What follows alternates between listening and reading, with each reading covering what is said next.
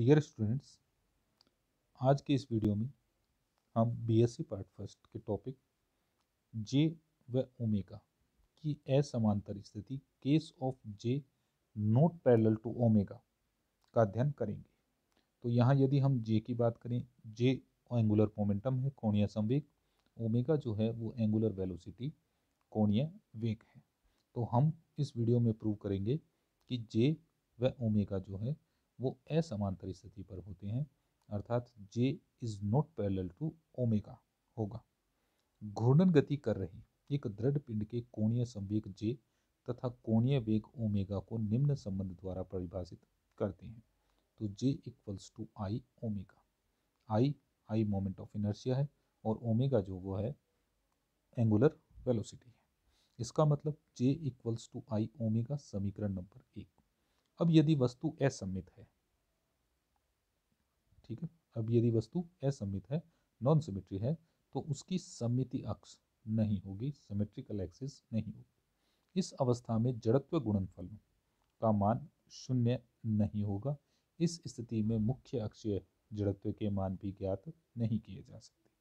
तो हमने क्या किया, यदि हम तीनों समकोणिक घूर्णन अक्षों एक्स वाई जेड अक्षों के अनुदिश मान लें, यदि हम तीनों अक्षों को समकोणिक घूर्णन अक्षों एक्स वाई जेड अक्षों के अनुदिश मान ले और केवल एक्स अक्ष के प्रति घूर्णन कराएं, तो omega equals to omega X I cap तथा ओमेगा वाई और ओमेगा जेड जो है वो 0 के बराबर होंगे। तो समीकरण 1 से समीकरण 1 को हमने निम्न प्रकार से व्यक्त कर सकते हैं, ये हमने पिछले वीडियो के अंदर फाइंड आउट किया था। तो J x equals to I x x omega X, I x Y omega Y और I X Z omega Z. J Y equals to I Y X omega X plus I Y Y omega Y plus I Y Z omega Z. J Z equals to I Z Z, I Z X omega X plus I Z Y omega Y plus I Z Z omega Z है। अब हमने omega Y व omega Z 0 रख ली, तो ये सभी term जो हैं ये खत्म हो जाएंगी। अतः इस अवस्था में J x equals to I x x omega x, J Y equals to I Y X omega x, J Z equals to I Z X omega X होगा। इस स्थिति में कोणीय संवेग J equals to J X I cap plus J Y J cap plus J Z K cap और कोणीय वेग omega omega X I cap, X अक्ष के सापेक्ष घूर्णन कर रहे थे, तो ओमेगा किसके बराबर हो गया, ओमेगा एक्स आई कैप एक दूसरे के समांतर नहीं होते। तो यदि हम इनका J dot omega find out करें, तो जे डॉट ओमेगा की यदि हम वैल्यू निकालें तो इससे हमें वैल्यू मिलती है जे एक्स ओमेगा एक्स, ठीक है, ये प्राप्त होती है। और फिर जे एक्स की हमने वैल्यू रख ली, तो ये I x x omega x square के बराबर प्राप्त होगा, ठीक है। तो इस स्थिति में हम कह सकते हैं कि ये जो है ये 0 के बराबर नहीं होता है। इसी प्रकार से यदि घूर्णन क्रमशः वाई व जेड अक्षों के सापेक्ष कराया जाए, तो omega equals to omega Y J cap, omega equals to omega Z K cap होंगे। इन स्थितियों में भी कोणीय संवेग तथा कोणीय वेग एक ही दिशा में नहीं होते।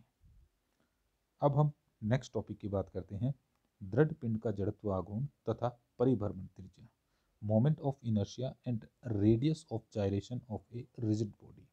तो परिभ्रमण त्रिज्या को हम बोलते हैं रेडियस ऑफ जायरेशन। तो दृढ़ पिंड का जड़त्व आघूर्ण तथा परिभ्रमण त्रिज्या। पिंड का जड़त्व आघूर्ण उस पिंड के द्रव्यमान के साथ साथ घूर्णन अक्ष के सापेक्ष द्रव्यमान वितरण पर भी निर्भर करता है। अतः यदि एक ऐसे बिंदु की कल्पना करें जिस पर पिंड का या वस्तु का संपूर्ण द्रव्यमान m कैपिटल M केंद्रित मान ले तथा उसकी घूर्णन अक्ष से उसकी प्रभावी दूरी कैपिटल K ले, तो घूर्णन अक्ष के सापेक्ष वही जड़त्व आघूर्ण प्राप्त होता है जो कि वास्तविक द्रव्यमान वितरण से प्राप्त होता है। तो उस अभिष्ट बिंदु को घूर्णन अक्ष से प्रभावी दूरी को घूर्णन त्रिज्या कहते हैं। तो हमने कहा यदि हम पिंड का जड़त्व आघूर्ण उस पिंड के द्रव्यमान के साथ साथ घूर्णन अक्ष के सापेक्ष द्रव्यमान वितरण पर भी निर्भर करता है। तो ये हमने पहले भी बात की थी कि जड़त्व आघूर्ण जो है वह द्रव्यमान के साथ साथ घूर्णन अक्ष के सापेक्ष द्रव्यमान वितरण मास डिस्ट्रीब्यूशन पर भी डिपेंड करता है। तो हमने कहा पिंड के अंदर हम एक ऐसे बिंदु की कल्पना करते हैं जिस पर उस पिंड का संपूर्ण द्रव्यमान m जो है वो केंद्रित मान ले। जैसे हमने कहा ये हमारा कोई पिंड है इसका द्रव्यमान कुल कैपिटल M है। हम कंसीडर कर लें कि यहाँ इस बिंदु के ऊपर इसका संपूर्ण द्रव्यमान केंद्रित मान लें तथा इसकी घूर्णन अक्ष से इसकी प्रभावी दूरी कैपिटल K है। तो हमने कहा ये हमारा पिंड है, ये घूर्णन अक्ष हो गई, ये वो बिंदु मान लिया, ये जो डिस्टेंस है ये कैपिटल K है। तो हमने कहा इस घूर्णन अक्ष के सापेक्ष इस बिंदु का हम जड़त्व आघूर्ण निकालें तो हमें वही जड़त्व आघूर्ण प्राप्त होता है जो इस पिंड में संपूर्ण द्रव्यमान वितरण के कारण जो जड़त्व आघूर्ण हमें प्राप्त हुआ था। तो अभिस्त बिंदु की घूर्णन अक्ष से प्रभावी दूरी को घूर्णन त्रिज्या या जायरेशन ऑफ रेडियस कहते हैं। तो हमने कहा इसका मतलब I इक्वल्स टू m के स्क्वायर जो हमने बिंदु माना था उसका जड़त्व आघूर्ण equals to summation I mi/ri²। ये जड़त्व आघूर्ण हो गया पिंड में द्रव्यमान वितरण के कारण जो जड़त्व आघूर्ण हमें प्राप्त होता है। या K इक्वल्स टू, इस इक्वेशन को सॉल्व किया तो K equals to summation √root summation mi/ri² upon m। इससे स्पष्ट है कि घूर्णन करते किसी पिंड की परिभ्रमण त्रिज्या रेडियस ऑफ जायरेशन उसकी घूर्णन अक्ष से वह दूरी है जिसके वर्ग का द्रव्यमान से गुणा पिंड के जड़त्व आघूर्ण के बराबर होता है। तो डिफाइन हमने कैसे किया, ये इस इक्वेशन को काम में लिया है, इस इक्वेशन को। तो हमने कहा घूर्णन करते हुए किसी पिंड की परिभ्रमण त्रिज्या उसके घूर्णन अक्ष से वह दूरी है जिसका वर्ग का द्रव्यमान से गुणनफल करने पर, तो इस दूरी का स्क्वायर हमने कर दिया और द्रव्यमान से हमने इसे गुणा कर दिया। तो हमें जो परिणाम प्राप्त होता है वह पिंड के जड़त्व आघूर्ण के बराबर प्राप्त होता है। तो उसे हम क्या नाम देते हैं, परिभ्रमण त्रिज्या नाम देते हैं। किसी पिंड के घूर्णन त्रिज्या K का मान मुख्यतः घूर्णन अक्ष की दिशा एवं स्थिति पर तथा घूर्णन अक्ष के सापेक्ष पिंड के द्रव्यमान वितरण पर निर्भर करता है। जड़त्व आघूर्ण का मात्रक किलोग्राम मीटर स्क्वायर होता है। अब हम नेक्स्ट बात करते हैं मुख्य अक्ष प्रिंसिपल एक्सिस की। किसी भी दृढ़ पिंड का जड़त्व आघूर्ण एक द्वितीय कोटि के टेंसर द्वारा परिभाषित होता है। जो हमने पिछला वीडियो किया था उसके अंदर हमने बात की थी कि जड़त्व आघूर्ण जो है वो एक द्वितीय कोटि के का टेंसर होता है। इस टेंसर के 9 घटक होते हैं जिन्हें हम जड़त्वीय गुणांक या इनर्शियल कोएफिशिएंट कहते हैं तथा यह सममित टेंसर होता है। जड़त्व आघूर्ण टेंसर I को पिंड I के रूप में पिंड का कोणीय संवेग, तो J equals to I omega, Jx equals to I xx omega x plus I xy omega y plus I xz omega z। Jy equals to I yx omega x plus I yy omega y plus I yz omega z। Jz equals to I zx omega x plus I zy omega y plus I zz omega z। अब इसके अंदर यदि इसे matrix form में लिखें तो हम इस प्रकार से डिनोट करेंगे I xx, ये हो गया I xy, I xz, I yx, I yy, I yz, I zx, I zy और I zz। ये मैट्रिक्स हो गया। ये जो इस मैट्रिक्स के अंदर ये जो एलिमेंट है ये डायगोनल एलिमेंट है। अब मतलब डायगोनल एलिमेंट विकर्णीय अवयव, और ये जो बाकी बचे ये हैं नॉन डायगोनल एलिमेंट या अपविकर्णी अवयव। ठीक है, इन्हें हमें ध्यान रखना है कि ये जो लाइन से आ रहे हैं ये तो विकर्णीय अवयव हैं, डायगोनल एलिमेंट है, और ये जो हैं बाकी जो बचे ये हमारे क्या हो गए, अपविकर्णी अवयव। तो हमने कहा जहाँ I xy equals to I yx, I xz equals to I zx और I yz equals to I zy, ये हमने पिछले वीडियो के अंदर हमने प्राप्त किया था कि I xy जो है वो I yx के बराबर होता है, I xz equals to I zx के बराबर होता है, I zy जो है वो I yz के बराबर है। इसी प्रकार पिंड की घूर्णन गतिज ऊर्जा E equals to half I xx omega x square, I yy omega y square, I zz omega z square, 2 I xy omega x omega y plus 2 I yy omega y omega z plus 2 I zx omega z omega x है। ठीक है, ये हमने कहाँ से निकाला, ये हमने निकाला जो E equals to half I omega square से।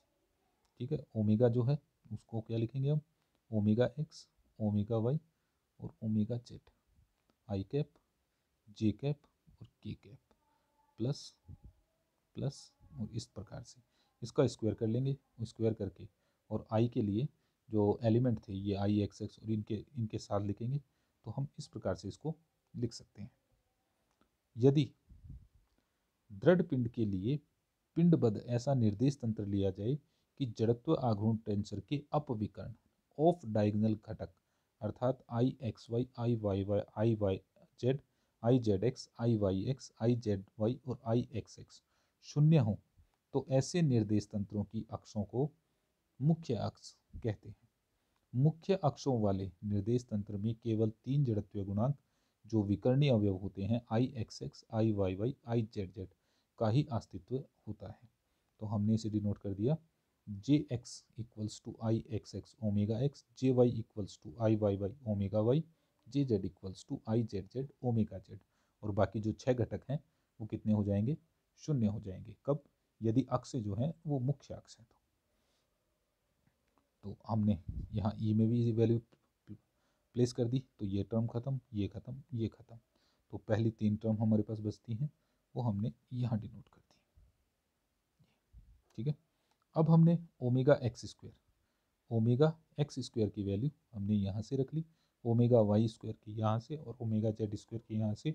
तो ई जो है हमें प्राप्त होता है E equals to J X square upon 2i X X plus J Y square upon 2i Y Y plus J Z square upon 2i Z Z. इसके अतिरिक्त कोणीय संवेग जे व कोणीय वेग ओमेगा एक ही दिशा में होते हैं।